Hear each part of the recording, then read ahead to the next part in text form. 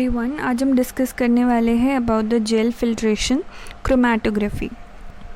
सो इसको हम size exclusion chromatography भी बोलते हैं। यहाँ पे प्रोटीन प्यूरिफिकेशन के लिए ये टेक्निक यूज़ की जाती है मेनली। अगर आपको प्रोटीन का प्यूरिफिकेशन करना है, सेपरेशन प्रिंसिपल क्या है कि जो सेपरेशन होता है वो साइज़ और शेप के बेस पे होता है। जो प्रोटीन्स होते हैं जिनका लार्ज साइज़ होता है वो पोर्स के, आपके जो जेल बीड्स होते हैं उनके पोर्स के अंदर एंटर नहीं हो पाते। जो स्मॉल साइज़ के प्रोटीन्स होते हैं वो इजीली अंदर चले जाते हैं पोर्स में। एंड यहाँ से आप प्रिडिक्ट कर सकते हो रफली कि मॉलिक्यूलर मास क्या है आपके प्रोटीन का।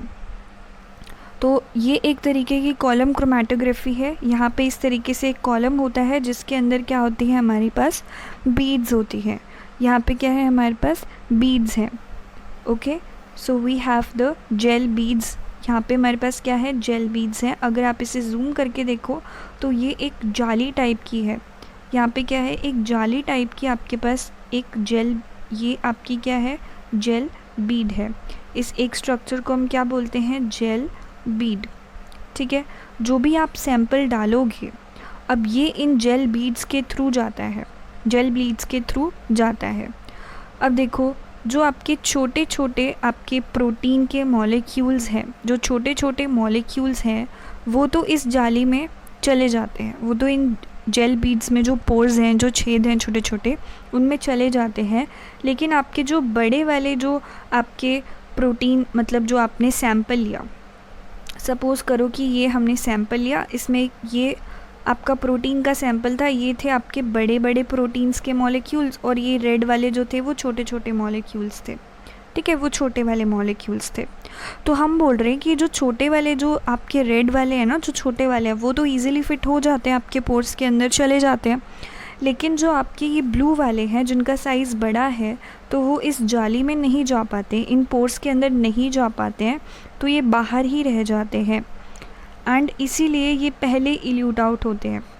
इस तरीके से ये बाहर ही रह जाते हैं और पहले इल्यूट आउट होते हैं। इस तरीके से आपको पहले कौन से मिलेंगे, तो हम ये कह सकते हैं कि पहले इल्यूट आउट कौन से होते हैं, जो लार्ज प्रोटीन्स होते हैं।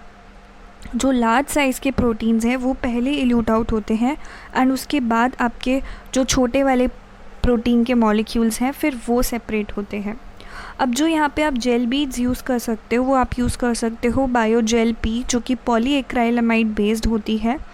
एंड इसकी जो एक्सक्लूजन लिमिट है, यानी कि ये कितने साइज़ के प्रोटीन्स को प्यूरिफाई कर सकती है, अराउंड 400 किलो डेल्टन के प्रोटीन्स को प्यूरिफाई कर सकती है। फिर है आपकी सेफरोज और फिर है आपकी सेफरडेक्स। जो सेफरोज है वो एगरोज बेस्ड है, और ये अराउंड आपके more than 1 lakh kilo dalton से भी ज़्यादा बड़े प्रोटीन्स को प्यूरिफाई कर सकते हैं। तो अगर आपको लार्जर प्रोटीन्स को प्यूरिफाई करना है तो आप जेल बीड सेफरोज लोगे। और फिर आपकी आती है सेफरडेक्स, जो कि डेक्स्ट्रोन बेस्ड होती है, और ये अराउंड आपकी इसकी जो लिमिट होती है, अराउंड आप कह सकते हो कि 600 किलो डेल्टन तक के साइज़ के प्रोटीन्स को ये प्यूरिफाई कर सकती है। अगर हम एप्लीकेशंस की बात करें तो ये कहाँ कहाँ पे यूज़ हो सकती है, purification of proteins, enzyme, nucleic acid and other biological macromolecules used in protein fractionation experiments in molecular weight determination and can be used to determine the quaternary structure of the purified proteins। अब यहाँ पे आप देख रहे हो कि आप यहाँ से रफली बता सकते हो, प्रिडिक्ट कर सकते हो कि इसका मॉलिक्यूलर वेट क्या होगा प्रोटीन का। ऑब्वियसली जो आपके प्रोटीन के मॉलिक्यूल्स पहले इल्यूट आउट हुए हैं, यानी कि वो बड़े साइज़ के हैं, तो उनका वेट क्या होगा, ज़्यादा होगा, उनका मॉलिक्यूलर मास क्या होगा, ज़्यादा होगा। और जो सबसे बाद में इल्यूट आउट हुए हैं वो उनका जो मॉलिक्यूलर वेट है वो कम होगा। तो आप रफली प्रिडिक्ट कर सकते हो। दूसरा, ये जो मेन आपको यहाँ पे याद रखना है कि इसको हम यूज़ करते हैं for the protein purification. So this is all for today. If you like the video, do share it with your friends and don't forget to subscribe the channel for more updates. Thank you and have a wonderful day.